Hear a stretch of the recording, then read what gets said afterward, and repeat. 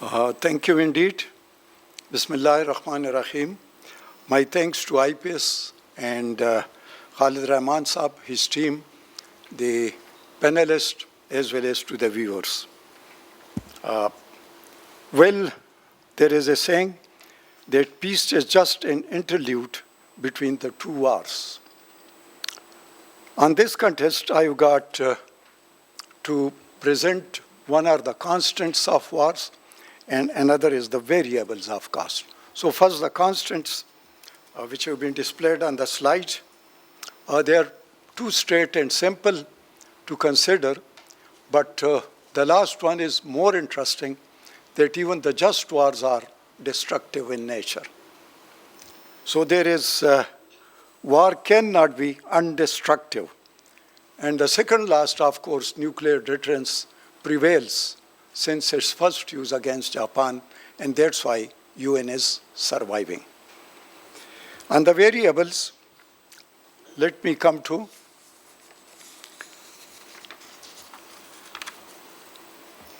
that the future, which has been shown on the slides, but the third point, natures of war and its scope, it will be always changing.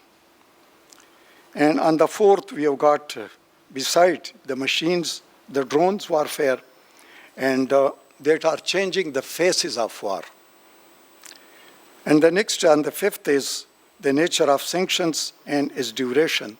That varies in its magnitude and in its terms. The seventh one, of course, we can cite the example of Versailles Treaty. So unjust treaties also lead to the wars. Let me come to the conclusion from these two. So first is the world military corporations. So they prevail, and there they provide fuel and fodder to the war at the cost of human peace and life. On the third, I must say that the war products corporates, what prevails on the war-thinking minds, so they are compelling them to wage a war because they've got a lot of machines at their disposals. And of course, the concept of wars are overwhelming the constants of peace because war is always there.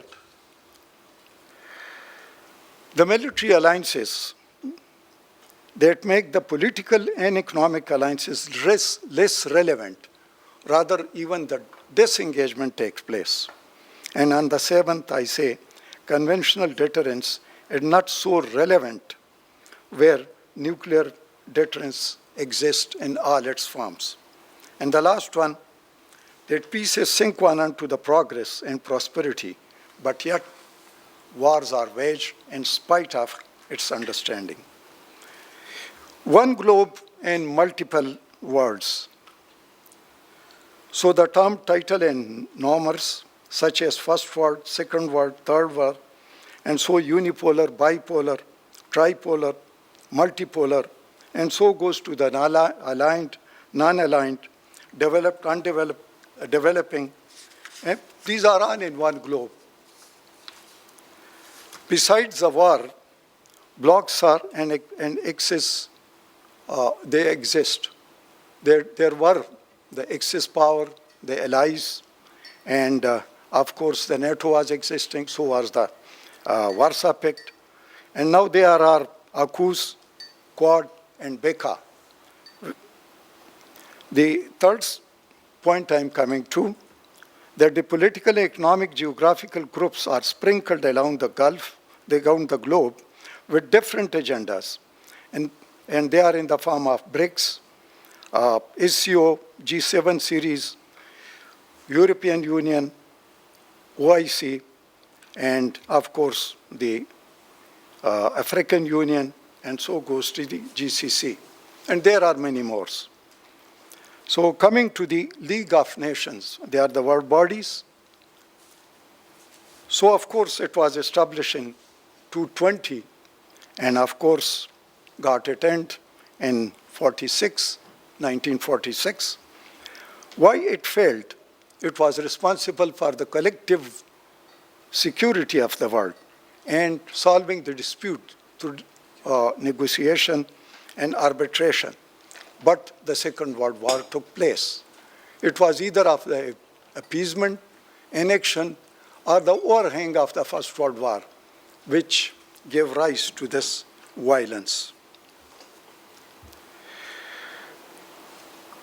The nations which were there on the world level, either they were paralyzed to prevent the Second World War, or they were tired of it. And of course, in the 20th century, the main features were, of course, the Balkanization and colonies and the Second World War. The failure of the League of Nations in not stopping the World War, ending at the drop of a nuclear bomb on Japan, and of course, that is a very horrific example in the human history. The United Nations, of course, it was established in 45 April, and the purpose was again to maintain international peace. And that peace was supposed to, and still existing, but not among the world's nations, but between the superpowers. The Cold War followed the suit, but remained cold because of the nuclear deterrence. The UN is witness to, the present UN is witness to 250 conflicts in 155 regions, where the superpowers are directly or indirectly involved in 201 violent conflicts. Say it, Vietnam, Kosovo, Afghanistan, Iraq, Syria, and currently the war on Gaza, the most blatant violation of international law in the context of deliberate killing of women and children in an inhuman way and reflecting apartheid practice and genocide in character under the glare of cameras and human eyes. Of course, the Ukraine war in the backyard of Europe is due to expansion and containment of NATO and military machines, which reflects on the helplessness of UN. And another is that the destruction of Yemen, Libya, Lebanon, Syria, etc., they were on the name of Arab Springs. And beside that, the hundreds of civil wars which took place in the world around. So let us put the UN in the arena. The unjust peace treaties are prelude to another war in the making, and the unjust wars are a direct threat to the global peace. The roots of global peace lie in the Charter of UN, and the third world countries are in a perpetual and constantly engulfed in the wars. They may be mutual, they may be proxy, or there may be a terrorism at the large scale. Of course, the UN Charter is there, but does it prevail among the big powers?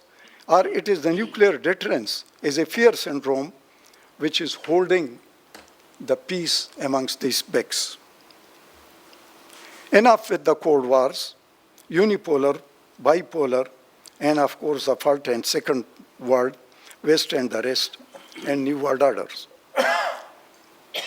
Structural reforms in the UN Charter and its security according to the spirit of the Article of 109 are overdue since at the age of 85 years of UN.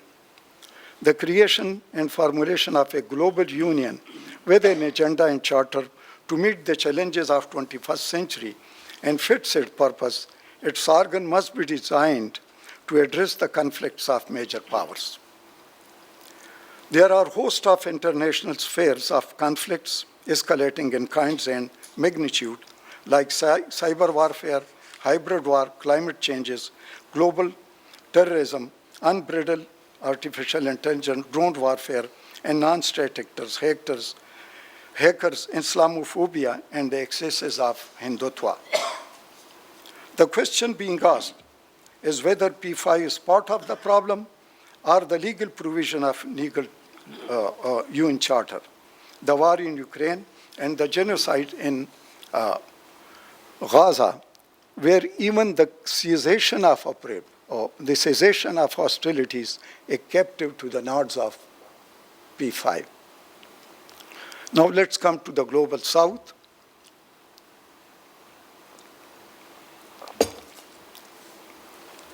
This term was coined in '69, and it was in the aftermath of Vietnam War. So I suppose I've been given the time. That is almost at the ending. So let me come to whatsoever the slides are there on the screen. I will not go into the details of those, but come to the alternative security framework, which is important. And there I will request for another 2 minutes or two. The revamping of the UN, because it is failing in its purpose, and the power politics and veto power that requires a revisit, and peace via nuclear deterrence are rule-based order. It is to be decided. The covenant of global peace that is required, and hot and hard war be replaced by the soft war because they are not destructive in nature, and regulating the power potentials of countries according to its population, its geography, and the threat perception.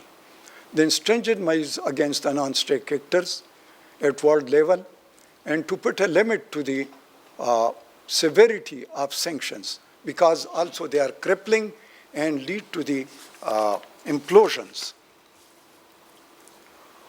And defaulting countries against the debt, so the debt-serving funds may be raised or they may be waived off. The voices of the people must be heard. That may be the human rights group or the youth, or that may be the social groups, etc., which we have seen against the Gaza war.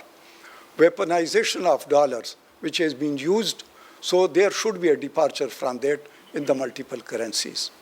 And again, the delinking of trade and forex reserve from the dollar.